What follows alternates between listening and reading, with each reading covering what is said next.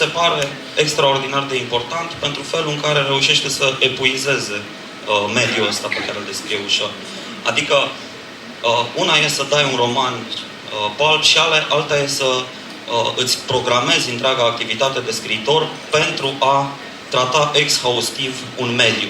Aberdeen, Glasgow, Manchester, Leeds și, nu știu, Amsterdam sau alte zone ale lumii sunt pentru el locuri în care se învârt poate cele mai concrete tipologii sau cele mai bine tratate tipologii de junkies din literatură ever. How long did it take for you to write Trainspotting?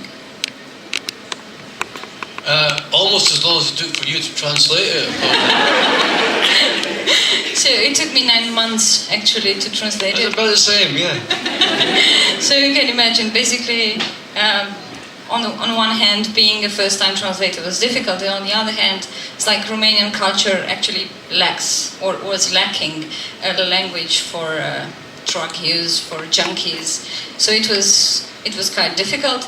In the last 11 years, we've been improving on this, and we have a better language and more colorful in a way, but at that time I didn't have any kind of dictionary, so I had to go out in the field and meet the people to actually learn how they speak about drug use. I don't know if I did something readable, but I think so in a way. But if I were to translate it now, it would be definitely updated in a way. The second book that I translated is the sequel of Trainspotting, namely Porno, and I would only want to add one thing about it. This is like I was traveling to a Romanian city with my laptop where I had the first 300 pages of the translation, and somebody actually stole my laptop with the 300 pages, so I actually had to redo this, so I'm kind of a connoisseur of this book. Well, thank you again, and I won't keep your attention because we have Mr. Welsh here. Irvine Welsh has said many times that his novels are about a period of transition. Maybe we'll talk about it more later. What transition? How does this happen? But to have such an author with us in Romania, it's besides a great pleasure, an opportunity to learn and to see how exactly can we challenge the actual system, and in which ways can we work towards improving it. I'll start with the first question. If Irvine Welsh would write Trainspotting to 2017, who would be the Trainspotters? Times have changed. A lot of the cultural universe of your writings, from Trainspotting to Porn or Skag Boys, or has changed.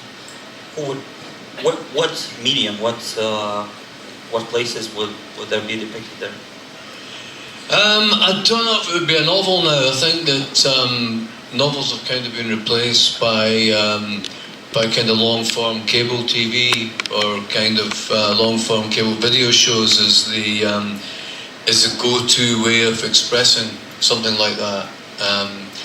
So I mean, the book industry has become very conservative now. It'd be very difficult to get a book like Trainspotting published. And I think also the more riskier writers are kind of working in television these days. So I think also, I mean, we do live in more conservative times, and I think that I mean, it's very hard. I mean, I think Trainspotting was that last. Was about the last generation of youth who even though things were shit, there was still a prospect that they might become better. Whereas the long-term or the mid-term prognosis for the economy and the society and the technological change is that people are going to be living with their parents for a long time to come.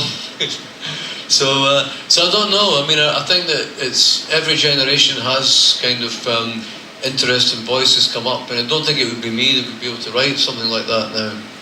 So may I ask, okay, it would be supposedly a Netflix TV show, but who will be the characters in the Netflix? What's their new drug in 2017? And not only their new drug, like the new music, for example, from rock to techno or something like that. Yeah, I mean, I think the drugs now, the interest in drugs now aren't really party drugs. I think the interest in drugs are drugs like DMT, kind of old school, kind of sort of drugs that are about, not so much about a buzz or having a good time, but drugs that are about trying to unlock the kind of mysteries of life in a way, you know.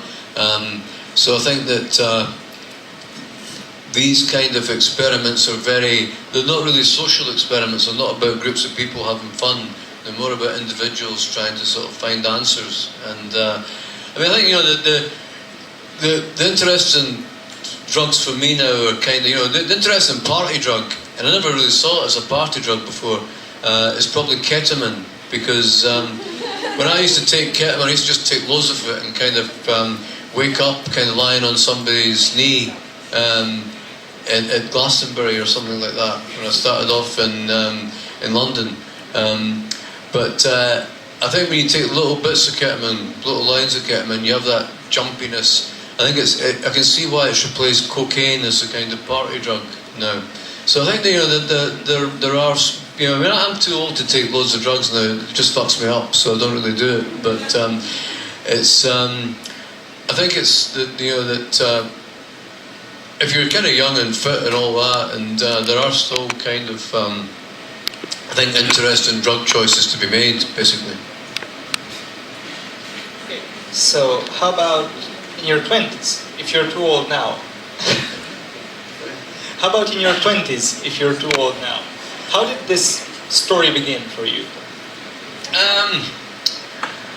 Yeah, I mean, it's for me. It was like it was trying to make sense of a kind of mess that I got myself into. You know, I mean, I kind of it's a lot of people that I knew who were heroin addicts at the same time as me were very. They had something going on with them. They had, you know, they had some kind of depressive illness, some kind of depression. They had maybe some kind of abuse thing that they hadn't come to terms with, and they were self-medicating. Maybe some kind of family abuse or something like that. It was something that was lurking in the past that they hadn't dealt with. And I didn't really have anything like that. And I kind of myself and a few other people kind of you know, got into it in a way because we were. It seemed to be fun. It seemed to be another drug scene. And then before, you know, we got in, and it was quite.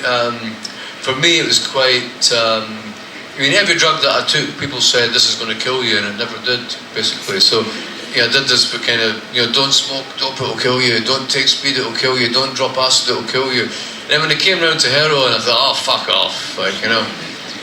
So I did, you know, and it almost did. I kind of, I was trying to make sense of that experience. You know, I thought, well, why did I get into this mess? You know, why did I get into the state where I was burgling houses and stealing money from my mother's purse and kind of ripping people off? And you know, could I get into that state from being somebody who had a reasonable kind of amount of prospects at the time? You know, and it was interesting. It was an interesting journey, and I thought, you know, and there was no. And I decided to kind of create all these characters who were archetypes of, in some ways, of that kind of, you know, of archetypes of kind of how you got into that thing, you know. And I think, you know, one character like the Spunk character, he was a guy who was just a guy who had nothing else. It was like the transitions we were talking about, the collapse of manual work and being kind of made redundant and having nowhere to go, having no money, was a big thing in that character's life. With Renton and Sick Boy, to me it was more best understood in terms of a strange symbiotic relationship, a folie à deux. I don't think either of these guys would have been junkies if they hadn't known each other, but they just kind of encouraged each other with a strange competitiveness. But yeah, so that was kind of the genesis of it for me, really.